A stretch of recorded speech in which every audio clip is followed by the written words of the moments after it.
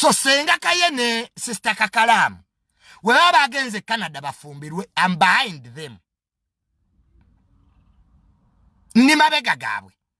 Kwa kakati kaye wisdom chicha abadda zako wana. Musajja atu abadde talina mulimo. Kayenga atambulira mu fake life.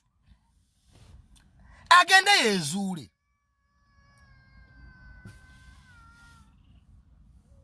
Uganda abantu batukozeseza nze nkubi abantu enseke enkoye. Mu Uganda okuba oluseke n'okoowa. Kwa abantu betukuba enseke bebamu. Bwata bahamu abajenosale. Bwata bajenosale bebagaba ku sente. Wana abagaba sente mu Uganda mukulu wange hamu. Yayinza okukwatira miliyoni 5 nazikuwa. Generosale abasigadde bakodo. Principal Bobo itava kuwadde 10. Kakati tukubye enseke ne tukoowa. Noga waika nyende Canada nfumbirwe mbereyo labadaba taliyo. Labadaba afumbye dwa mu America bangachi. For the best example is labadaba.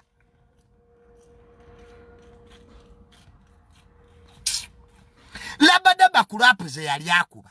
Labadaba muchamu. Labadaba muchamu yamalirizawa. Yali mu America afumba. Katongole omutongole. Aina chikazi chiva Nigeria. Ibanange. Ono bina baby. Banange. Banama oli mufumbiddwa. Obamu ne makerere journalism lwaki tebagiteekera ddala mu America ne Canada. Banama ulire mufumbiddwa. Ne katongole omutongole banda z'ogukazi gwalina guva Canada. Gwakuba sente. Mwakulawo eggana. Gwaliko. Naye mu bonna abakafumbirwa. Emusika pale. Ekikazi kyolina kifere. Ekyo ekikazi kisula namasuba.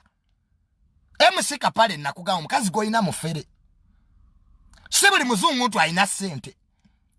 Nze nalabye abazungu abaavu mu nyegenyege. Nga nabo bazze kwetega. Moja kuoza ogudde ku investor. Muzungu kyali ya Rolex. Nanwerako obusera.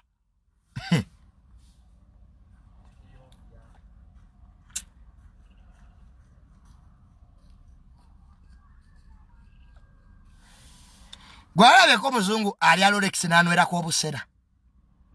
Oyo mukazi wa MC Kapalo oyo. Oyo mukazi abeera namasuba wano kubitaala. Ngobuze wove namasuba ku stage ya stera. Oyo muzungu wabeera. Era nakutulire MC Kapale mbwafunye investor. So senga kaye ne senga kakalamu tubaagaliza obufumbo obulungi mukyusa abaana pampa.